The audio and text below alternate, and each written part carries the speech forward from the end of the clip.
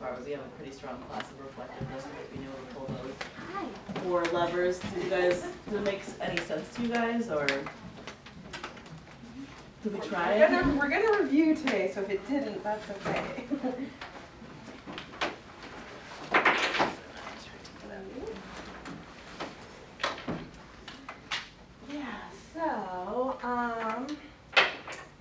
Kind of wanted to start by just reviewing the difference between the 3 plans, okay?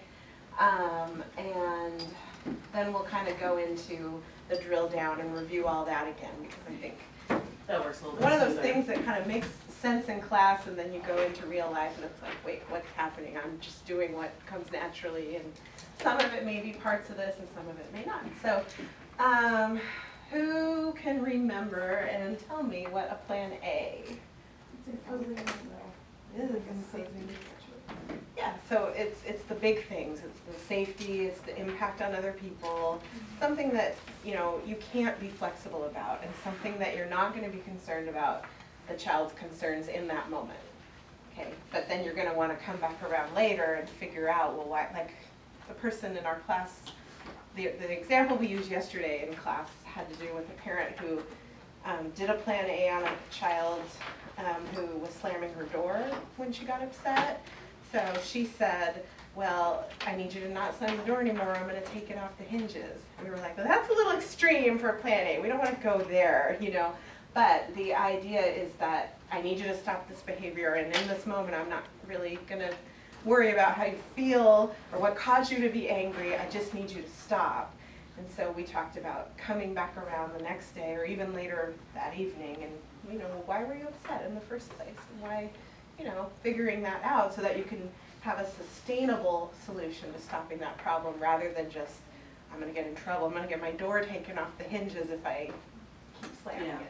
So in that moment, like what we were talking about, is that a plan A, like what it is good for is to attempt to get your expectation met in that moment. It's not going to do a long-term reduction of challenging behaviors. The kid is not going to learn to not slam the door when they're upset just by saying, if you slam the door, something bad is going to happen. There's no building of skills when that occurs. It's totally external, right? It's not going to do a durable, it's not going to solve problems on a durable level. It's not going to be a long, I mean, yes, maybe you solved it in a moment, but this is going to pop up again. And with Plan A, as we talked about last week, is that it's shutting that door to building relationship and confidence with the youth. It's not keeping it open. It's not going to have a healthy relationship on a long-term level. Yes, maybe in the moment, like they needed that boundary set and it works well, but long-term, it fuels the resistance that may already exist between you and the child. So you want to be planful when you use it. I think it was appropriate for that parent to say in that moment, we're not going to slam doors in this house. You know that's a rule and we're not going to do that. It's a perfectly appropriate time for a plan A, as long as she's going to come around and consider what might have triggered this girl into wanting to slam the door, right? And to never say something like, if you don't, I'm going to take it off the hinges. Because with our kids and their trauma, that could be extremely triggering and just, yeah, it's totally a threat. And so the door is slammed shut. Like, well, she doesn't care how I feel, like, well, or not on the hinges at all. Yes, Lisa. So, I have had countless slam doors. I'm sure you have. But I always think that it's more on a plan C and address it later because they're slamming, usually that's their final. I'm going to my room to take space. Their little final thing, like, bam, I'm slamming the door, and then I'm not going to say, no, we're going to talk about this we have a house right? rule that we don't slam doors, and then just start into something totally different. I always go plan C with the door, because that's their little, I'm done talking to you, I'm going to be in my room. Chances are you had a bigger thing you were arguing about anyway. I think in this case, the girl wanted a Pop-Tart at bedtime. She got mad, she went and slammed the door, okay. I mean, the bigger issue was she has this routine where she's used to having a snack late at night, and in this home, that what she wanted wasn't possible, so they ended up having to do, well, we're instructing them to do a plan B about that and about the child's concern and the inflexibility there or whatever, but you know, the issue went beyond just that door slamming, and it's exactly like you're saying. you're gonna reduce the challenging behavior by saying, the kid went in their room, they slammed the door, they're gone, out of my sight, they're gonna cool down, I'm gonna cool down, why would we push this And I think further? that parent actually was lucky that it didn't turn into a higher escalated situation in that moment. And I mean, yes, you could have a kid who, like, when you say that, it's gonna go okay, but sometimes, especially, it can turn into something a little bit more traumatic. And our thing is that, you know, you're gonna have different homes are gonna have different expectations. And we're saying to use a plan A, like, if it's impact on others, if it's, you know, it's affecting those things, and it's to the point where, you know, you need that behavior to stop now. So in this person's case, maybe a value of their home is that slamming doors does have a big impact on others. Maybe they live in an apartment where the neighbors are gonna hear every time it happens and it's really disruptive. Or maybe the door is getting slammed over and over and over again. Right. It's not just I'm not knocking. knocking what the person did, I just Oh, think yeah. for me, I've always just automatically thought, And I think, plan C, cool down. Yeah, well, and what you're doing is, in this moment, you're doing a spontaneous assessment and planning where you're like, okay, what's the situation we have? I mean, all this is happening in split seconds in your head. What is the situation? I know this kid, I know their pattern, like, they're upset, so I'm gonna let them have their space. My plan is to plan C it, you know, and then you go into that. and it's not that I thought you were knocking them, it's just, this is a good moment to say, like, we are all gonna approach this with a different lens, like a different context of, like, what our cultural values are, what, you know, our family values are, that sort of thing. And it is really important to look at your expectations and, like, do I care about a slam door? Probably not, you know, or Or do I care yes, about it now? Is this the right time Yeah. to deal with it? That's part of Plan C, is it's a delicate time balance thing. Is this the right time to deal with it? LaShawna?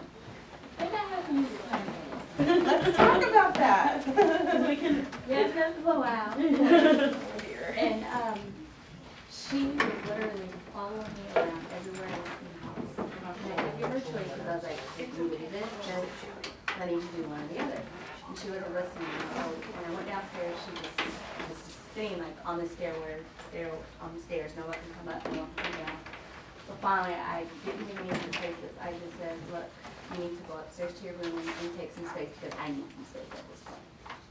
And she did it. Yeah, that's fine. What were you trying, so let's look at it a little bit deeper. What expectation were you trying to have her meet?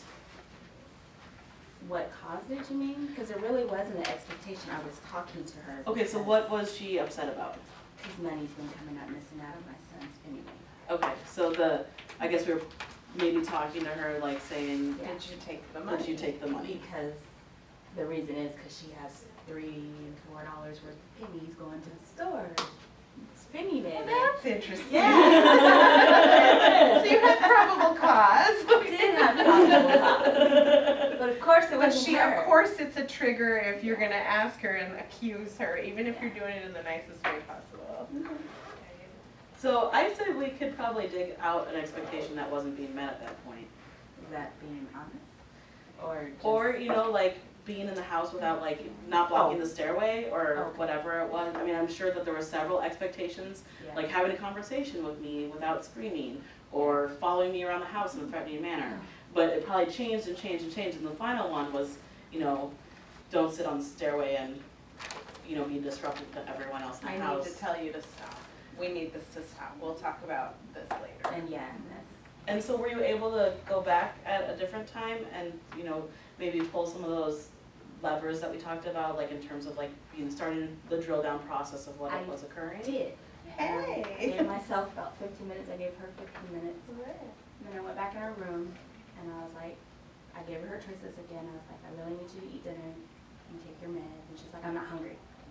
And then so I switched it. I said, do you want some McDonald's? Because I was tired. I was exhausted. Yeah. I wanted her to eat, take her meds and go to bed. She's like, yeah. So I took her to McDonald's.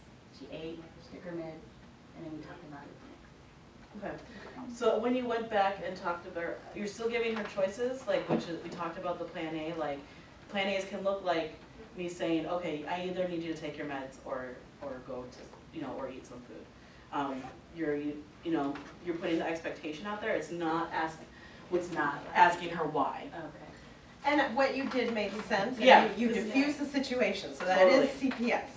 The part that hopefully happened later or will happen is where you're like, why were you upset in the first place? I mean, I'm sure you know why. You have a hypothesis, right? We talked about the who, what, where, when. We know, we have some idea why, but it's about talking to the child about what specific things set them off in that moment, getting them to identify it, getting them to say out loud, oh, it was because of this. And then you respond in a way that they're like, oh, she understands and she cares how I feel. She did. She said Okay. because she felt like I was accusing her of stealing. Okay. And then that's when I explained to her that I didn't want her to think I was accusing her, but I noticed that you had been going. And that day she had about like 3 liters, 2 liters of pop. Here's the facts. And I'm like, honey.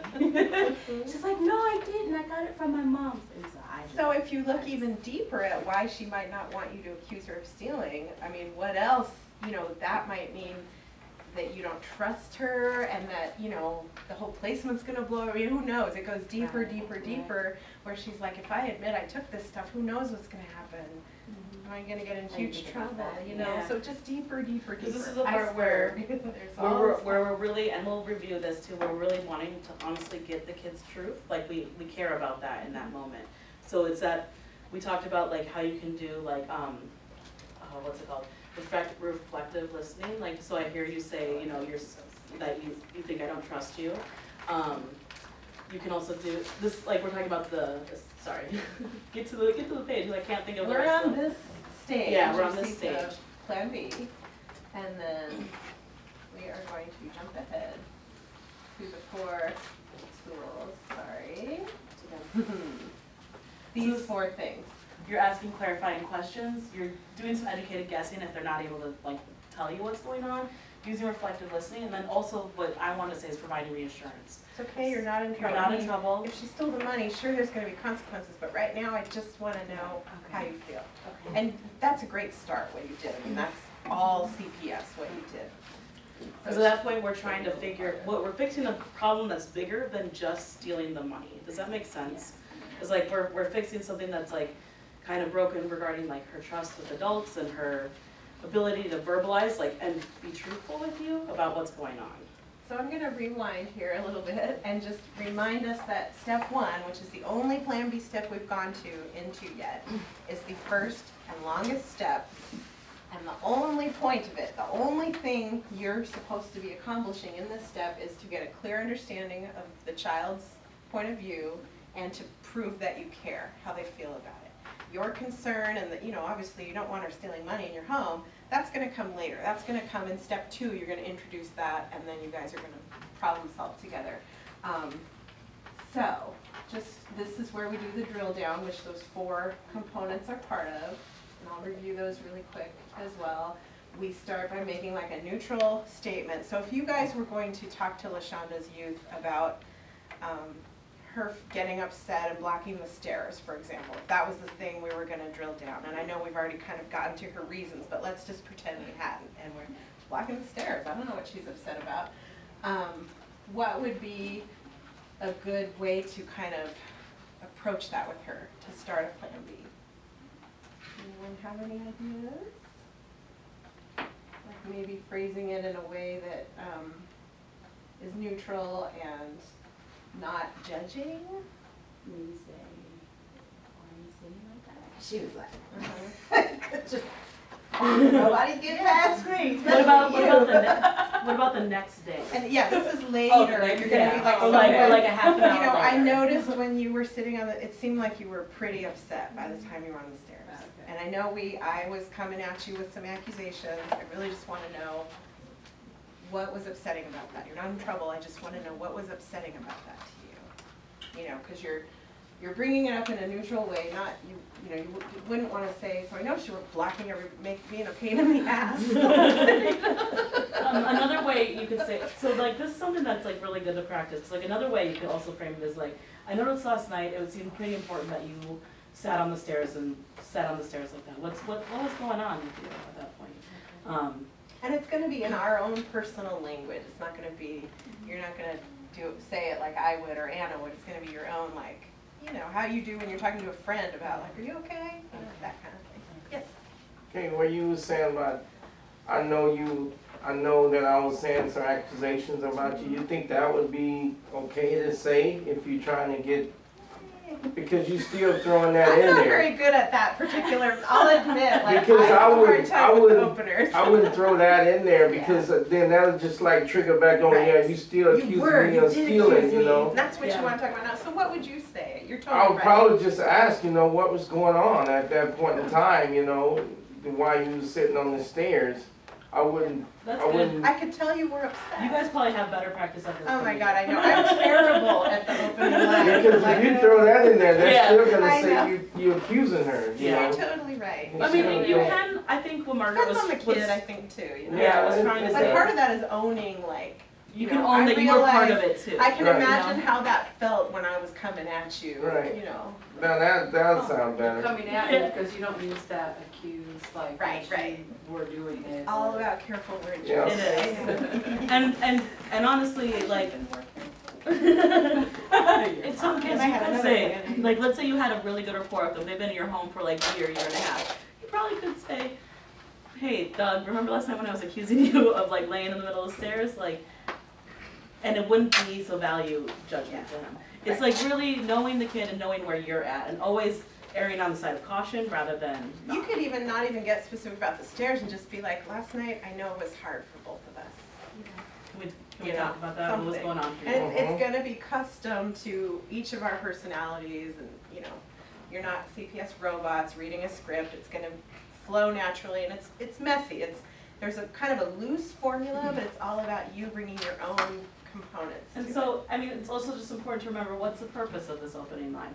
We don't want to shut conversation down. We want it to open up conversation. We were interested in knowing what the kid has to say and understanding what their concern is. And we want to be empathetic to what's going on. We really want to show that we care for them. Do you think it's okay if you started off like saying something like, is it okay if we talk about what happened? Absolutely. That's Yeah, great. that's really good. I want to That's know what perfect. happened. I want to know what you thought about last A night. classic go-to line that I have adapted from my mentor, Eric Kola, is, tell me more. We had words yesterday. Tell me more. Like, you know, or you know, they start to say, well, I was pissed off at you. Tell me more. I want to know Like I more. said last time, you know? Stacy always is saying, tell me more. So she got it from me and Yeah. trying to get around. So let's kind of talk about these 4 components again because I really want to make sure they make sense.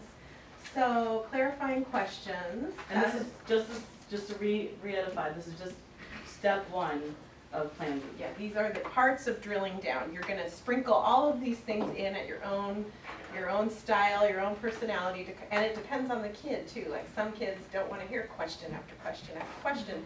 They want you to add like, you know, it's okay. You're really not in trouble. I'm not trying to like grill you.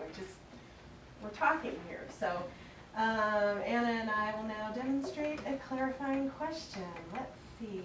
Do you want me to just say something Yeah, about skateboarding? Luke. Yeah. You're Luke. Well, I told you that I like the skateboard because it's blue and my mom's favorite color was blue. Oh no, I told you that I like the skateboard because it's blue. Okay, so what you're saying is you like the skateboard because it's blue? That's what it sounds like. Yeah, and my mom's And favorite that it color has is to blue. do with your mom. Okay, did I get that right? Yes, you did. Clarifying question. Simple, basic, nothing complicated there. You're just kind of repeating back and going, did I get that right? And they can either say no. Or they give you an inch more each time, you know, I mean, it does seem, someone in the class yesterday pointed out, it could be irritating for a kid if you're just aping back what they say, but what you're doing, this is classic therapy stuff, you're affirming what they said, and they're like, subconsciously or whatever, they're like, okay, she hears what I'm saying, so I can keep going, you know, you're just keeping them from sprinting off in that moment. You know? Okay, so educated guessing is when maybe you or the kid are having trouble identifying information, so it's kind of like a guessing game.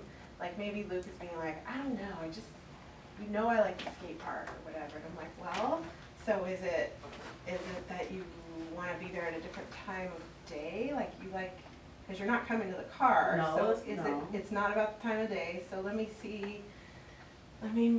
trying to figure this out. Is it because there's certain friends that are there? Maybe. You know, I'm kind of guessing. Does that make sense? Okay. Maybe. Ooh, Yeah. good hand there. So with this, like, Getting warmer? with little kids or kids that are completely nonverbal, you can even say, well, can we play hot and cold? You know, like you can tell me when I'm getting warmer to what's going on, or can we play 20 questions? You can be more transparent about what's going on. And you can ask goofy questions just to irritate and loosen things up. God. Reflective listening, this is my favorite. This is the one that a parent in yesterday's class was like, but isn't that going to be irritating to the kid if you're just repeating back what they say? So, I don't know, Luke, tell me something. Tell me about, you like I do friends. have friends that are at the park that are fun to hang out with, and sometimes they have different schedules than I do.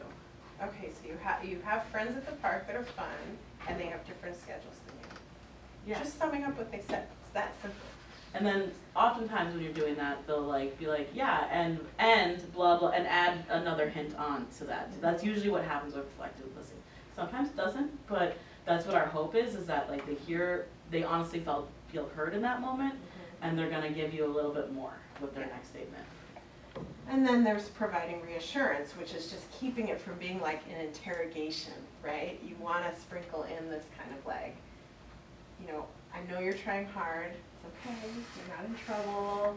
I just want to understand, hear what you're saying. We don't have to keep talking about this if you don't want to, but I do want to get to it at some point. Just kind of, you're reading them, following their lead, okay? Is that making sense for step one of the drilling down? Because we're going to get to the rest of it today, where we'll have it all. And I'm thinking, one thing we kind of forgot yesterday is I think we're supposed to take some time today to actually practice these things and let you practice them. No, you don't want to. I imagine you're already doing these things, though, in your home in particular, because you guys are both, all of you actually, are really good at building rapport with your kids. And that's what this phase is. And this stuff is stuff you are going to do log notes on. This isn't stuff that should be like, you're going to have to struggle to do it, because it's stuff that, these are interactions that you'll have with the kids that count towards the hours that you're working on. So it's not, although maybe like a different approach, it's still like, it shouldn't be too far outside of what is actually already going on in the home. So just a few reminders of some like tips. You're drilling, not grilling, so you really want to, we kind of talked about this, but you really want to sprinkle it with like reassurance, and you're trying to keep that door open, okay? You're not trying to scare them off, because they will run off and slam the door shut. Also, this is a huge shift from what we're all used to. We are not in step one to fix or correct and solve the problem ourselves. Like, with the door slam shut thing, that example from yesterday, we figured out that the child just wanted to have her snack, and the obvious solution was, if you can't have a Pop-Tart at night because we don't want to eat sugar that late, maybe she has an apple or carrots, or we know that's a beautiful solution. It'd be so easy, but it's so much more powerful if we get the child to help us come up with that solution, because then they're building all these skills, And know that it might not be the only solution that there is that would fix, both your concern and the child's concern. Mm-hmm. They might have something radically different, but still addresses, your concern and their concern. And it just feeds that healthy foundation that is going to carry you through this placement, and kind of put out future fires, because there's an understanding now. So, you also don't want to rush step one. It's huge. It takes a long time, because our kids aren't used to having these kinds of healthy interactions with adults. Okay. And you're going to want to get to something very specific. We could talk broadly about, you get upset at bedtime and slam the door, and that's not okay with me. For the child, it's going to be something very specific. Well, it's about snacks and food and schedule, and I want this particular snack. And so when you identify that specific thing, you've got the child listening and invested. I think it's good to use LaShonda as an example for this. Is that okay? Because, so our concern is that, maybe the youth is stealing money, but it turned into another concern when we, even trying to approach them about stealing money, they go from 0 to 100. And maybe we find out that they actually did steal money. And then we can drill down further. Okay, so like, is it because you don't think you're gonna get your needs met? Like, what is it behind it? Like, Yeah. it can go from like, you can think it's one thing and it can go to a whole different area. Does that make sense? To get to what is actually specifically going on. And you're aiming for something concrete, you know, not this abstract idea of getting along and being respectful. You're getting to a who, what, where, why, when. Yes. But sometimes I think that, like, if you have a child in your house and you know that child, sometimes it's just negative attention seeking. So you pretty much know, I mean, because sometimes they'll just, like, she blocked the stairs. She knows that people can't get down the stairs. So she's doing that to try to get under your skin, especially when it's a kid that knows the system and can navigate through the system. And they say, okay, this is how I'm gonna get her to where I can just move into another house, because they only can stay in a house so long, and then it's time to move to the next place. And that's why it's even more important to play along, if you will, and not feed the negative attention, but when she's behaving again, asking her to identify something specific about that so you can break that pattern. Do you know what I mean? Right, but if the kid only has a success rate of being in the house for up to 60 to 90 days, how are you gonna break that? You're not a psychologist. You're not, but what you can do, what is so powerful about step 1 of Plan B is that you're slowing everything down and you're sitting side by side and you're like building this rapport. And I mean, some kids are so, like you said, institutionalized or used to moving around that they're gonna be extra resistant to that. But this can chip away at that. And like, if a kid is like suddenly, wow, she actually, like I had a boy, I mean, I've shared this story before.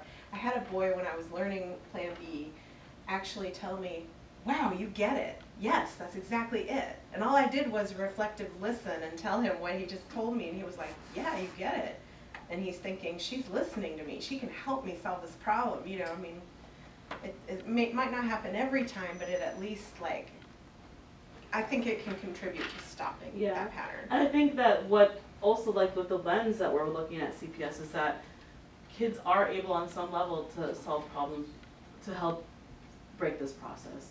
That a kid is not just like, although many of our kids may be very, very damaged, maybe, you know, like maybe it's gonna be that it's, 90, 60 days placement. We can be the ones who at least start to chip away at that and start to like, start some of the changing that's going on. So sitting on the stairs, blocking the stairs like that, what lagging skills do we see happening? Well, you say chip away, right? But then they're going back, because if she's coming from my house in 90 days, she's gonna revert back to what she knows. She's not really learning anything. But it's more deeper than that with some of the kids. So I'm done. No, it's okay. I'm just trying it's just more deeper sometimes than what, because you're saying you're not gonna get in trouble, but I see you steal my son's money. Right. You know what I'm saying? And it means in that moment you are not in trouble. I'm just trying to understand. Right, but you still gonna have consequences. Yeah. So to her, consequences is trouble.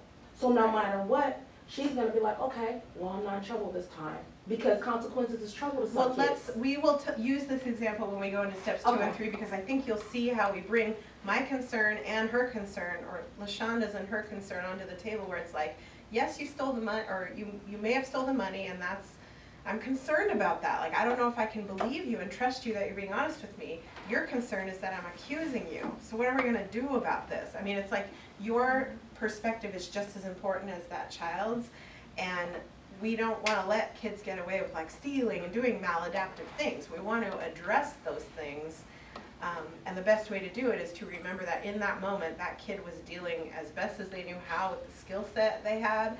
She resorted to laying on the stairs and blocking them. She was out of tools. You know, that's what it came to. And if we kind of, I said earlier, play along, it really is playing along in that, you know, I know I have my concern and I'm really upset about this money thing, and I'm just going to meet her where she's at and be like, whatever she says was bothering her in that moment, I'm going to enter that with her and be like, okay, I'm going to treat that like a valid thing because I'm trying to untangle a behavior that's all knotted up. Does that make sense? Hopefully it will, if it doesn't right now. Yeah, and this is easier said than done. This is not. Actually, you building trust. I mean, if you build trust in the kids, and then like the stealing thing, and then if you build that trust factor with them, and then they tell you the reason why, they stealing, then that's when you can put something in for them not to steal. Say, well, why don't you just try asking? Yeah. You know, once they tell you why they stealing it, just say, well, all you gotta do is ask me and I'll give it to you. And Or it's- I'll give you a reason why you can't have it at this point in time. And it's not that they won't be in trouble, it's that we're not going to judge them for making that poor decision, and we're gonna actually look at the reason behind that behavior, and we still wanna hold them accountable for what they did. Because they did have a negative impact on LaShonda and her son, you know, and that's where we wanna build some skills. They're not just gonna, you know, And this is go where away, we're Scott. saying, our assessment guides our intervention. So if we're assessing the situation that kid is just, you know, doing negative behavior on purpose, you know, trying to dig under your skin on purpose, what would be our intervention at that point? It's gonna be something that's kind of empty, and we're not really building the skills to make that stop again. So that's also like, we wanna step back, look at the lagging skills that are kind of going on at that point, so that we can plan an intervention that will address the skills that are missing. I just want to kind of say, like, it's kind of getting off topic a little bit, but I'm kind of stuck between a rock and a hard place because she's making allegations every week against me. But luckily, so far, Chelsea just told me when I was here last week that they're not going to look into anything because she hasn't said anything really valid or whatever. But it puts me in a hard spot because she's technically not in rotation for doing chores in my house, but because I usually don't put the kids right into chores right away. But like she'll say, can I do this to earn some money? So I was letting her do things like that. But then one allegation she made was, she makes me do everything around the house. So I've just stopped completely. I don't have her do anything. So I'm not going to give you any money if you're not doing anything. Right. I'm not just going to give you money just to give you money. Right. So she's putting me in a very hard spot. Yeah. So what's your concern? I'm to the point now, because I was talking to another parent about it, and the other parent was kind of saying what you were saying about, you know, maybe giving her an allowance. I was like, I've tried that, but this is what she said about me.